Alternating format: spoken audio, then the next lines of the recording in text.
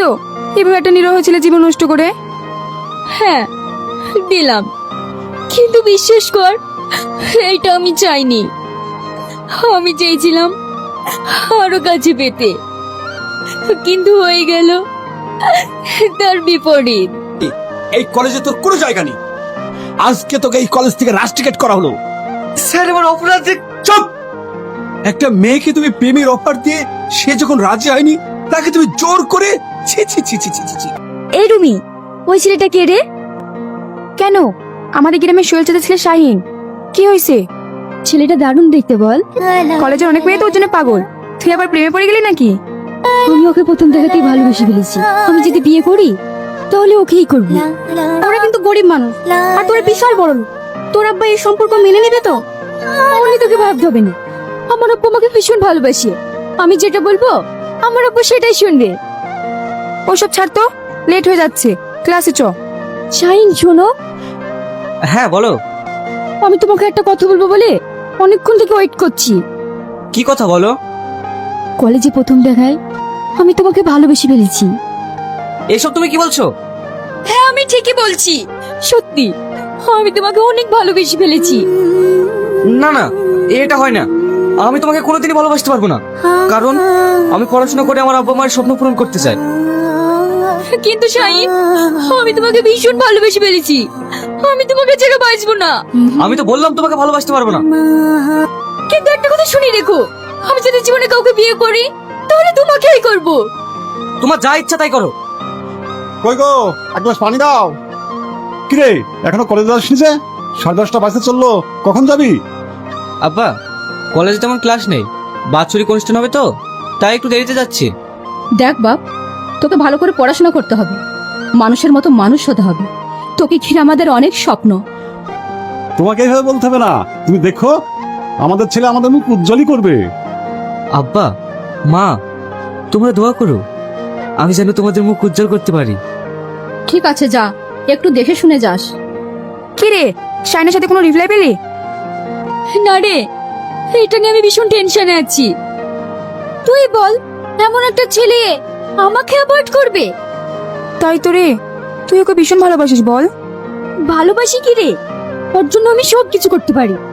ওই দেখ, তোর শাইন আসছে। তোরা থাম, আমি আসছি। শাইন শোনো। এটা তুমি কি করছো? হাত ছাড়ো বলছি। যা বলবে তুমি এখানে বলো, আমি কোথাও যাবো না, আমার ক্লাস আছে। ছাড়ো। না, তুমি না বলে পর্যন্ত আমি ছাড়বো না। কি বলবো আমি? একটা মেয়ে তোমার মুখ থেকে কি শুনতে চায় জানো না?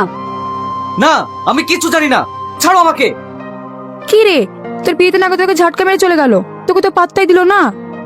ওর দিমাগ যে কি করে ভাঙতে হয় সেটা আমার ভালো করেই জানা আছে। চো আমার সাথে। আইন, এখানে এসো। কলেজে পড়াশোনা করতে আসো না বদমাইশি করতে? এসব কি শুনছি? স্যার, আমি তো কিছুই বুঝতে পারছি না। না না, তুমি কিছু বুঝতে পারবে না তো? এত বড় অন্যায় করে আবার মুখের উপর বলতে কিছু বুঝতে পারছি না। বেড়া এই কলেজ থেকে। এই কলেজে তোর কোনো জায়গা নেই। আজকে তোকে এই কলেজ থেকে রাস্ট্রিকেট করা হলো। স্যার আমার অপরাধ। চুপ! একটা মেয়েকে তুমি প্রেমের অফার দিয়ে সে যখন রাজি হয়নি, তাকে তুমি জোর করে ছি ছি ছি ছি ছি ছি ছি। এটা তোমার কাছ থেকে আমি আশা করিনি। দূর হয়ে যাও আমার চোখের সামনে থেকে। স্যার, আপনার কথা ভুল হচ্ছে। হ্যাঁ, ভুল তোমার হয়েছেই। যেদিন তোমার বাবা টাকার অভাবে তোমাকে ভর্তি করতে পারছিল না, সেই দিন আমার টাকা দিয়ে এই কলেজে তোমাকে ভর্তি করা হয়েছে। সেটাই আমার সব থেকে বড় ভুল। যাও, এই মুহূর্তে আমার চোখের সামনে থেকে তুমি বেরিয়ে যাও। দিলি তো এভাবে একটা নিরহ ছেলে জীবন নষ্ট করে? হ্যাঁ দিলাম, কিন্তু বিশ্বাস কর এইটা আমি চাইনি। আমি চেয়েছিলাম আরো কাছে পেতে, কিন্তু হয়ে গেল তার বিপরীত। আমি অন্যায় করেছি, ভীষণ অন্যায় করেছি। এই অন্যায়ের কোনো ক্ষমা নেই। একটা কথা ভেবে রাখিস, যেভাবেই হোক ওকে আমার করবই। সেটা কিভাবে? সময় হলে সব বুঝতে পারবি। কি রে, কি হয়েছে তোর? কিছু না আব্বা। কিছু না বললেই হলো? বললাম তো কিছু না। ঠিক আছে, ছোটবেলায় তোর মা মারা গেছে, সেই ছোট্ট থেকে আমি তোকে কোলে পিঠে করে মানুষ করেছি। কোনোদিন আমি তোকে তোর মায়ের অভাব বুঝতে দিইনি। আমি মনে করেছি আমি তোর আব্বা, আমি তোর মা। আর যদি তোর মনের কথা না বলিস তাহলে কি করে বুঝবো? যদি তোর মা বেঁচে থাকতো তাহলে তো তুই নিশ্চয়ই বলতিস। আব্বা মানে হ্যাঁ বল। আমাদের কলেজের শাইনকে আমি মিথ্যা দুর্নাম দিয়ে বার করে দিয়েছি। এটা তুই কেন করেছিস মা? আমি ওকে ভীষণ ভালোবাসি। ওকে এই অপবাদটা দিয়ে আমার করতে চেয়েছিলাম, কিন্তু ঠিক আছে, এটা নিয়ে তুই দুঃখ করিস না, সব ঠিক হয়ে যাবে। হ্যালো প্রিন্সিপাল, আমি শ্রাবণীর ড্যাডি বলছি। স্যার, আপনি ওটা আমার বাড়িতে আসুন আসুন। মা, আব্বা, দেখো কে এসছে, আমার কলেজের স্যার। বসেন। না না ঠিক আছে, আমি একটা বিশেষ কথা বলার জন্য এসেছি। শাহিন, তুমি একটা ভালো স্টুডেন্ট, আর ভ্যান নিয়ে একটা লেবারের কাজ করতে যাচ্ছ। জানেন স্যার, শাহিনকে নিয়ে আমাদের বড় স্বপ্ন ছিল, সেই স্বপ্নটা ভেঙে চুরমার হয়ে গেছে। জানেন স্যার, গরিবদের স্বপ্ন দেখতে নেই। ও যখন ভ্যান নিয়ে বাইরে যায় তখন আমার এই বুকের পাঁজরটা ভেঙে চুরমার হয়ে যায় স্যার। আমার বুকের পাঁজর ভেঙে চুরমার হয়ে যায়। এটা আমরা চাই না, কিন্তু আমরা যে গরিব, শাহিনকে যে অন্য কলেজে অ্যাডমিশন করাবো তার অর্থ আমাদের নেই। তাই চোখে দেখা ছাড়া আমাদের আর কিছুই করার নেই। আপনারা কান্না করবেন না, ও আর কোনোদিনই লেবারের কাজ করবে না। তাহলে কি করবে? কেন, একটা স্টুডেন্ট যা করে পড়াশোনা। স্যার, হ্যাঁ, আজ থেকে তুমি পড়াশোনা করবে। এখানকার সব থেকে বড় কলেজে তোমাকে অ্যাডমিশন করানো হবে। চলো আমার সঙ্গে এক্ষুনি চলো। হ্যাঁ মানে তোমাকে কিচ্ছু বলতে হবে না, বাবা মার স্বপ্ন পূরণ করে দেখাও। তোমার কাছে ওদের অনেক আশা। আপনার এই ঋণ। শাহিন, এ তুমি কি করছো? যাও, ড্রেসটা চেঞ্জ করে এসো, আমি বসছি। শাহিন শোন। কিছু বলবো আব্বা? হ্যাঁ, বলা বলতে গেলে আমি এই মামুন ঘটককে নিয়ে তোর জন্য একটা মেয়ে দেখতে গিয়েছিলাম। মেয়েটা দেখতে শুনতে ভালো, আমার খুব পছন্দ হয়েছে। তা আমি বলছিলাম রকিকে সাথে নিয়ে তুই না হয় একবার মেয়েটা দেখে আয়। না আব্বা, তুমি যখন দেখে এসছো তখন আমার যাওয়ার কোনো দরকার নাই। শাহিন যখন যাবো নাই বলছে, তুমি না হয় গিয়ে বিয়ের দিনটা পাকা করে এসো। ঠিক আছে, তোমরা যা ভালো বলছো তাই করো। কি গো, ঘুমটাটা তুলবে না? আজকে আমাদের বিয়ের প্রথম রাত। এই রাতটার নাম কি জানো? ফুলসজ্জা রাত। এসো, কাছে এসো। ইস, কারেন্টটা চলে গেল। তাতে কি হয়েছে?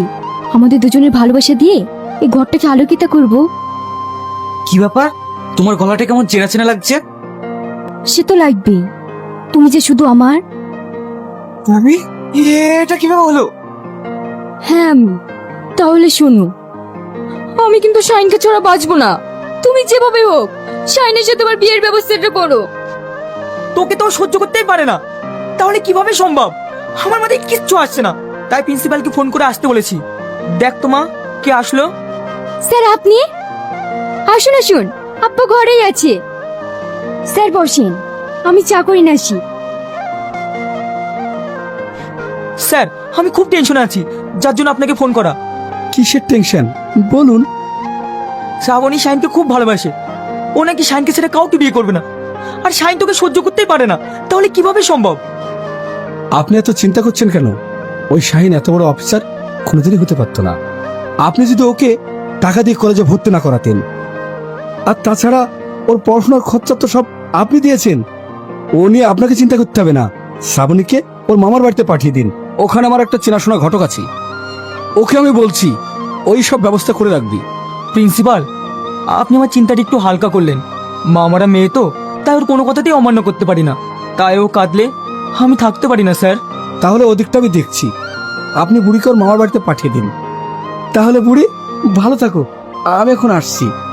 ঠিক আছে স্যার। এইসব যা কিছু করেছি শুধু তোমাকে পাওয়ার জন্য। এইটা যদি আমার অপরাধ হয় তাহলে তুমি আমাকে যে সাজা দেবে আমি মাথা পেতে নেব। হ্যাঁ, তুমি যে অন্যায় করেছো তার সাজা যে তোমাকে পেতেই হবে। এসো।